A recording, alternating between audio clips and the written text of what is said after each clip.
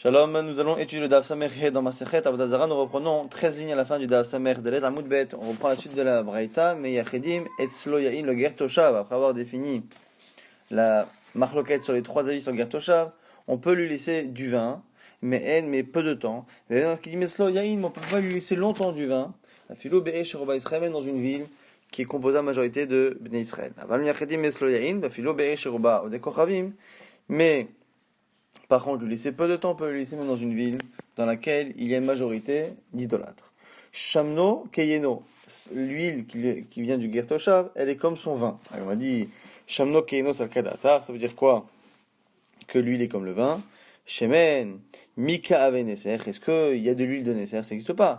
Et là, Yeno Keshamno, son vin, c'est finalement comme de l'huile, c'est-à-dire que quand il fabrique du vin, il n'y a pas de digne de Neser. Veishar Kol Davar.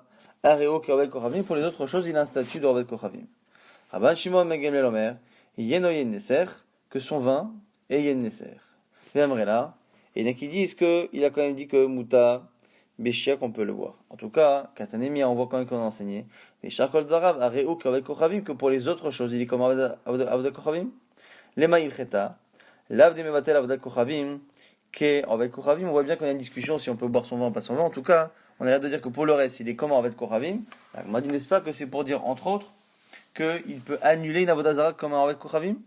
La Gemara dit, Amar Anacham Barisrak, lo l'iten Reshut ou le Vatel Reshut? Pas du tout. C'est pour donner le Reshut, son domaine, pour donner la possibilité aux Juifs d'avoir une propriété chez lui ou pas, par rapport à un problème de Hérouv, qui est établi comme c'est marqué dans une Braïta. Israël, Moumar, Meshamer Shebato Bashuk. Un Israël qui profane Shabbat, qui est Moumar, par rapport à Shabbat, mais qui en public fait semblant, en tout cas, ne profane pas Shabbat en public. Lui, Mevatel Reshut. Il peut, dans le cadre d'un héros dans une copropriété, peut dire voilà, je suis Mevatel, ma maison, et tu peux venir chez moi, et on a finalement un seul et même domaine. She'en Meshamer Shabbat Bashuk, par contre, un qui ne respecte pas, même à l'extérieur, En Mevatel Reshut Bimine Shamro, il ne peut pas parce qu'on a dit Israël Noten Reshut Mevatel Reshut, ou avec Kochavim Ad Sheiskor, parce qu'on a dit qu'en Israël, il donne Reshut et il Mevatel Reshut, et pour le Ovel Kochavim, il faut que le juif loue son appartement. En tout cas, quelle est la phrase qu'il doit dire? Ketzal. Au Malal lui dit Reshutik no yalach. Mon domaine t'appartient. Reshuti mevutelet lecha. Mon domaine est annulé vis-à-vis de toi. Kana ve'en saer liskot. Et on n'a pas besoin forcément de faire un kinyan avec un geste. Et donc du coup, ce serait par rapport à cette halakha, on dirait que le Ger Toshav, il continue d'avoir un statut de Ovel Kochavim, mais pas par rapport au fait d'annuler Avodah Zarah. Donc on peut continuer de dire que le Ger Toshav ne peut pas annuler Avodah Zarah, comme Rav Nachman l'avait dit, Mizvah. Rav Yehuda Shadale Korbena. Rav Yehuda a envoyé un jour un cadeau, les Avidana Beyom Edam, un homme qui s'appelait Avidana qui n'était pas juif, Beyom Edam le jour de la fête idolâtre. Alors, on a un problème, normalement on leur donne pas de cadeau, on ne fait pas de transaction avec eux le jour de leur fête. Il a expliqué pourquoi Maïdan avait, je le connais, des lopalach l'avodah kochavim. Il ne se prosterne pas à l'avodah zara. Donc il n'est pas idolâtre en pratique. Alors Rabbi Yosef lui dit, Amalé, Rabbi Yosef, ve'atanya. On a vu une braïta dans le daf d'hier qui dit, Ezeo ger toshav, c'est quoi un ger toshav? Kol shekibel alav bifnei shlosha chaverim shel l'avodah kochavim. C'est au minimum celui qui a accepté devant 3 rabbanim de ne pas faire avodah zara. L'idée encore une fois, c'est que quel que soit l'avis, celui-ci ou les 7 mitzvot ou même plus, il faut quoi qu'il aille qu'il y ait une Kabbalah, qu'il y ait à un moment donné une acceptation officielle devant des rabbanim. Or là, tu sais simplement qu'il ne fait pas Avodah Zarah, mais ça ne change pas son statut. Alors, la Gemara nous dit que Kitania ha'il achayoto.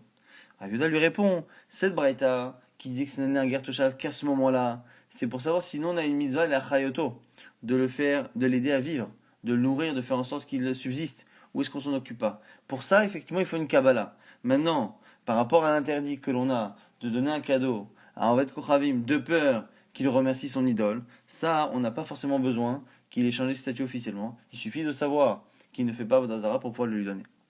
Amar Rabbi Yochanan, pourtant on a cité Rabbi Yochanan qui disait que Ger Toshav, Shamon Alav Shnemasa Chodesh Velomal. On a une halakha de Rabbi Yochanan qui dit qu'un Ger Toshav qui a laissé passer 1 an et qui n'a pas fait la Brit Mila, il devient comme un mine parmi les Avodei Kochavim. On a l'impression finalement qu'il redevient Avodei Kochavim à 100%. Alors c'est un problème. La Gemara dit non. Atam, Kegon Shekibel Alav, la moule veloma. Là-bas, c'est spécial. C'est un qui était Ger Toshav et qui avait dit je ferai la Mila et donc je me convertirai donc à 100%. Donc Ger Toshav n'était qu'une étape intermédiaire. Et comme il n'a pas fait, dans ce cas-là, effectivement, on estime que c'est comme s'il revenait en arrière. Autre histoire, Rava, Amtele Kurbana, les Varshishach Beyom Edam. Rava est venu lui-même apporter un cadeau à un certain Bar Shishach le jour de sa fête. Amar, il a dit Adana, Bedelop Alach Lavda Kochavim, je sais qu'il ne fait pas Vodazara. Il a retrouvé dans une piscine avec des roses jusqu'au cou, et avec des filles de mauvaises mœurs dénudées à ses côtés. Amalé il lui dit donc ce même Bar Shisha, lorsqu'il a accueilli Rava, il a dit dis-moi, Rava, vous les juifs, dans le monde futur, est-ce que vous avez ce genre de plaisir qui vous attendent? Amalé la réponse de Rava dit Dan adifat femehai. Il dit ce que nous aurons nous là-haut sera meilleur que cela. Amalé lui dit Tfemehai miave. Dis-moi, est-ce qu'il existe mieux que ça? Amalé réponse Atunika laïchou imta de malchuta. Alors vous allez voir que Rava ne discute pas sur le fait que là-haut le plaisir n'est pas forcément matériel. Il ne discute pas sur le fait qu'un plaisir spirituel soit plus élevé qu'un plaisir matériel, c'est-à-dire que la personne en face n'est pas forcément capable de comprendre. Donc du coup, il part sur une autre logique en disant voilà, même si on dit effectivement que c'est le top, vous avez la crainte, nous on n'a pas la crainte. Vous avez la crainte du royaume, du roi. Ana nous lot alan imtade malchuta, on n'aura personne au-dessus de nous. Amalé lui dit Ana miha ma imtade malchuta ikaalai. L'autre dans sa piscine lui dit dis-moi, où tu vois ici que j'ai peur de quelqu'un? Adiatfe, à peine il a eu le temps de parler et de s'installer, que ata ou priskata de malka. Il y a un envoyé du roi qui est venu, qui a lui dit Kum de kabaelach malka, va le roi t'appelle. Alors qu'il n'a fig veazi lorsqu'il est sorti, Amalé il a dit à Rava, Aina de Baele Mecheze Lechu Bishuta Tivka. Il était tellement impressionné que la parole de Rava, il y a eu une incidence immédiate. Il a dit, c'était une bénédiction pour l'âme Israël, il a dit que l'œil de tout celui qui vous veut du mal, qu'il explose. Et du coup, Amalé Rava a dit Amen. C'était une bracha, il a dit Amen. Paka Aina de Bar Shishar. Et c'est lui-même qui a eu son œil, ce Bar Shishar qui a explosé. Alors on est qui disent que c'est parce que finalement, même s'il voulait pas du mal en âme Israël, finalement le fait de croire que les bénis Israël attendent d'avoir dans le monde futur ce genre de plaisir que lui avait, finalement c'était un manque de kavod. Amar Afapi, il va aller les Mimra le Amea Ikra. Afapi dit il aurait pu lui donner ce verset-là, Rava. Benot Melachim Bikrotecha. Marqué dans Télim là-bas, les filles de roi te respecteront. Nitzeva Shegal Liminecha, et la reine sera à tes côtés. Bechetem Ophir, avec de l'or particulier, l'or d'Ophir. Et donc c'est pour montrer encore une fois que on aura tous les plaisirs et tous les kavod dans le monde futur. Et Rav Nachman bar Yitzhak lui dit non, il aurait dû répondre en lui disant, comme c'est marqué là dans Ishaïa, en parlant du Olam Haba, aucun œil ne l'a vu et ne le verra. Elohim Zulatra, seulement toi, Kadosh Baruch Hu, qui peut le voir, c'est-à-dire que les plaisirs du Olam Haba ne peuvent être perçus que par Hachem et non pas par l'homme. Donc c'est pour montrer que c'est vraiment des plaisirs d'une autre dimension. On reprend la Mishnah qui disait que si on était employé par un goy pour faire autre chose et qu'à un moment donné il nous demandait de transporter des vins des Nesser, c'était autorisé. Alors la Mishnah ne semble pas faire de distinction entre les moments où cette action a pu être demandée.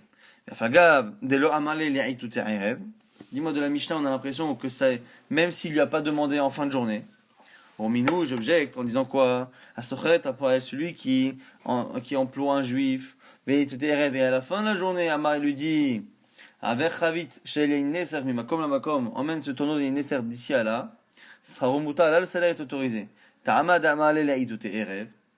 In kuli yom alo, on a l'impression tout de même ici que c'est parce qu'il lui a dit en fin de journée. Sinon non.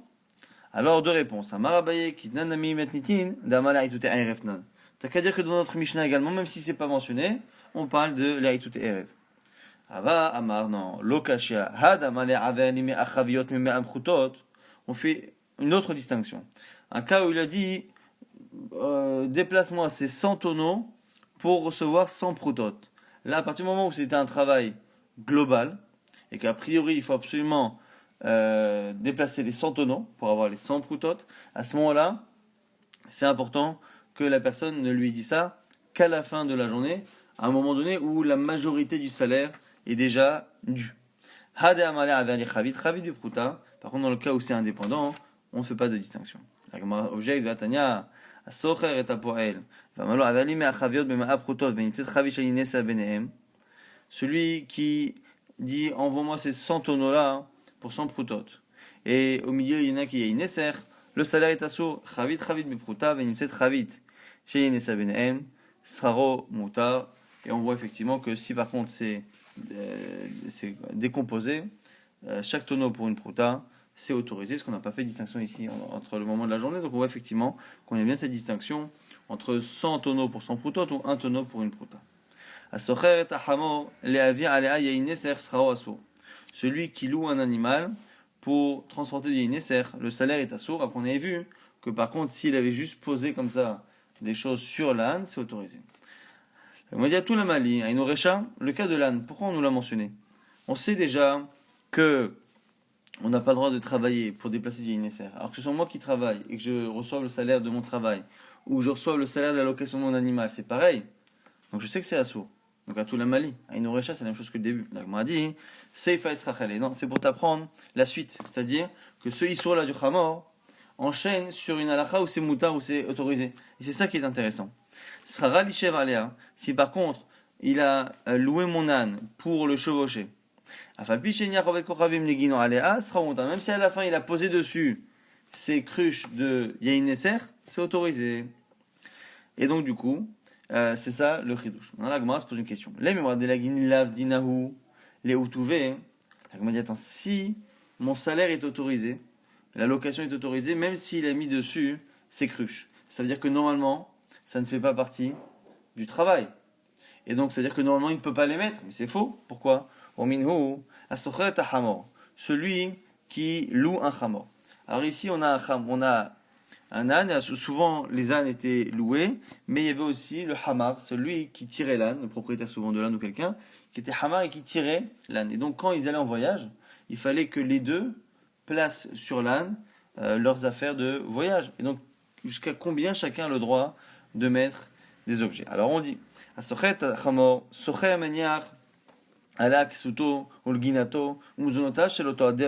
celui qui loue l'âne, il a le droit de mettre ses habits, les ginato sa cruche, les zonotav et sa nourriture. Mais kan ve'elach, au-delà de ça, celui qui tire l'âne peut lui interdire. Le hama peut mettre quoi? De l'orge et de la paille pour l'animal. Zonotav et ses propres vivres à lui, chez le toyam de la journée. Mais kan velach, au-delà de ça, socher me'akev alav. Donc au passage, vous voyez que par rapport à la nourriture, lui ne peut prendre que la nourriture du jour, le hama, alors que l'autre peut prendre plus que cela. En tout cas, on voit que le socher peut mettre ses cruches. Et donc, s'il peut mettre ses cruches, c'est que ça fait partie du contrat. Si ça fait partie du contrat, pourquoi lorsque je loue mon âne et qu'il met dessus, j'ai le droit de profiter du salaire? Puisque ça faisait partie du contrat qu'il utilise mon âne pour mettre les guinim de Yahineser. Amarabé Abay répond, c'est vrai que c'est autorisé.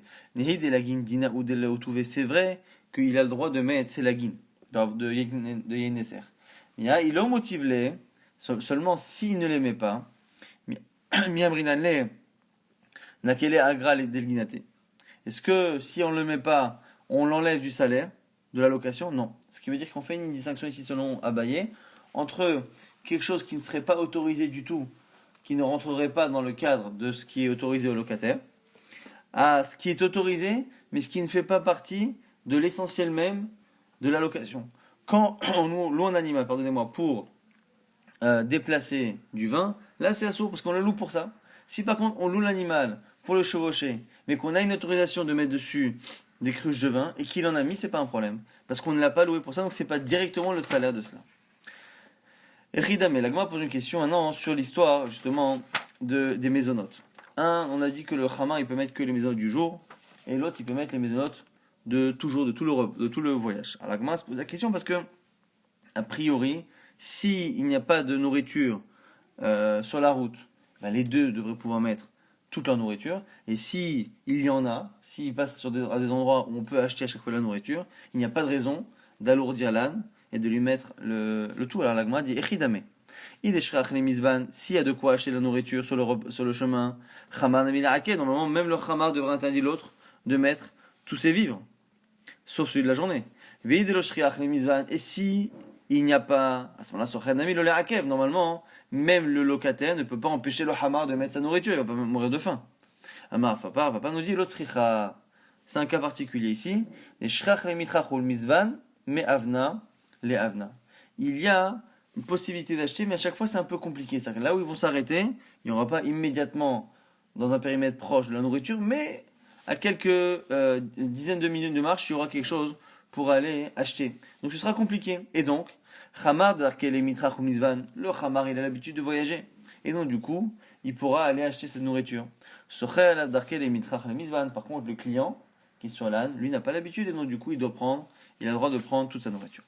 Avoa de Rav Acha bere de Ravika. Le père de Rav Acha, qui est le fils de Ravika. Alors, il y a un problème ici parce que c'est Ravika du coup, hein, parce que donc le père de mon fils, c'est moi-même. Donc ici le père du fils de Ravika, ben, c'est Ravika. Alors pourquoi on l'appelait comme ça? Il y en a qui disent parce que le plus connu dans la Gemara ici c'est Rav Acha. Et Rav Acha, quand on l'appelle Rav Acha Bered Ravika, c'est comme c'est Rav Nachman Bar Yitzhak, c'est comme un nom de famille en fait. Donc Rav Acha Baravika c'est son nom de famille entre guillemets, c'est comme ça qu'on a l'habitude de l'appeler. Et donc on dit maintenant son père qui au final bon, on devine de son nom de famille qu'il s'appelle Barik, qui s'appelle Ika, mais c'est pas le plus connu en tout cas. Ce Ravika en question, Avash Shapir les Uchamal Avdei Kochavim, ils vendaient du vin aux non-juifs. Vasil Mabera les Umabra, qu'est-ce qu'il leur faisait? Il les aidait au transport, donc il leur vendait et il leur transportait et il leur faisait traverser le fleuve. Pourquoi? Il voulait Goulfa Baagra et il se payait pour le transport, la livraison, en récupérant les tonneaux en argile dans lesquels il avait vendu le vin. Alors toi, on est parti dire cela à Abaye. Amarléou, Abaye a dit Kikatarach, Beitera Katarach. Il a raison, c'est autorisé, il n'y a aucun problème. À partir du moment où on va expliquer justement pourquoi. La Gemara dit Veha, Rotsebikiyumo. Il y a un problème ici parce que au moment où il le transporte, il est Rotsebikiyumo, a priori il espère que les tonneaux ne vont pas se casser. Et il espère que le vin ne va pas se perdre, donc il est intéressé parce que le Yineser continue d'exister. Donc la Gemara dit au moins il a vendu, c'est pas du Yineser. Donc c'est ça qu'on dit que quand au départ il le vend, c'est Be'etara Katar. Mais quand il le donne, c'est déjà du Yineser dans les mains du Goy. Et donc du coup, quand après il fait le transport, il espère bien que ça va pas s'abîmer pour récupérer les tonneaux. La Gemara dit des matne badaï ou dès le départ il a fait un tnaï. Une première réponse, c'est il a fait un tnaï, c'est-à-dire que moi je vais à transporter et quoi qu'il arrive, je récupère les tonneaux, même si au passage ils se sont brisés, que vous avez perdu le vin, ça ne change rien, c'est le deal. Il a mis autre explication, des maïtou, prise des badaïou. C'est le cas où les autres ont des tonneaux de rechange et donc si à un moment donné ça se fend, eh bien, ils vont transverser le vin dans leur tonneau et dans tous les cas, lui va récupérer les tonneaux en argile. La Gemara pose une question, elle dit Veha, Kama'abarlehu Mavra. La Gemara dit pourtant, il leur fait traverser le fleuve, des Katarar Beisura. On a l'impression qu'il fait un effort par rapport à du vin qui est assourd. On n'a pas le droit de déplacer du vin et Inesser. La Gemara dit c'est pas lui qui déplace, de deux manières. Damale. Et Mabaraya Maïkara, soit il a dit dès le départ au type qui s'occupe de traverser le fleuve de le faire, ou sinon il leur donne un pass pour passer, Inami, des kitébé qui c'était des petites cordes avec des nœuds qui étaient vendus par celui qui faisait passer le fleuve et qui permettait finalement, qui servait de ticket pour traverser le fleuve. Nouvelle Mishnah, il y a une Nesser Shinafal Gaber Anavim, du vin de Nesser qui est tombé sur des raisins, il y a dit Khan, Ven Mutarot, on n'a qu'à les rincer, ils sont autorisés. S'ils sont fendus, à Sourot, parce que ça rentre dedans. Si ça tombe sur des figues, ou sur des dattes, s'il y a du goût qui est donné, c'est assourd. Donc retenez bien ce que c'est assourd. Et on donne une histoire. Et en général, une histoire, c'est toujours une preuve de cela. Donc là, on vient de dire que c'est assourd. Vous allez voir que le maasé montre que c'est autorisé. Le maasé bebaïtous benzonan. Chez Vigro Garot, qui a amené des dattes, des figues sèches, mais se finit dans un bateau. Mish tabra chavi chez l'inesser. Et il y a un tonneau de Yaïnesser qui s'est fendu, une affaire gabéen qui tombait sur les grottes, sur les figues, Vesha al Chachamim Vetirum, il a demandé à Chachamim, et ils ont autorisé. Donc on voit qu'ils ont autorisé. Zéaklal, voici la règle. Kol shebanato venoten ta'am. Dès que le profit, eh bien, il est de telle sorte à ce qu'il y a un goût. Assour, c'est assour. Kol shebanato, kol she'en banato noten ta'am. S'il n'y a pas de goût, mutar. Bon exemple, chomet shenafal agabe grissin. Du vinaigre qui est tombé sur des grissines, sur des sortes de fèves. Eh bien, ça donne un goût qui n'est pas be'ana abenoten ta'am. Et du coup, c'est mutar. En tout cas, la Gemara se pose la question sur la Mishnah. On a dit au départ que c'est assour. Et après, on donne l'histoire de Baktus Ben Zunan, on dit que c'est mutar. Mais c'est l'histoire. Depuis quand on rapporte des histoires pour contredire une halakha? On va dire il manque des mots de transition. Inoten ta'am livgam hu mutar. C'est autorisé. Donc on a dit que c'était interdit. Mais si par contre, le goût est négatif et mauvais, abîme l'aliment, c'est autorisé. Et la preuve, c'est Nami, Baktus Ben Zunan, chez Mamie Krogrod Besfinam, Ishavra Chavé Shenine, Savenafal Agabehen.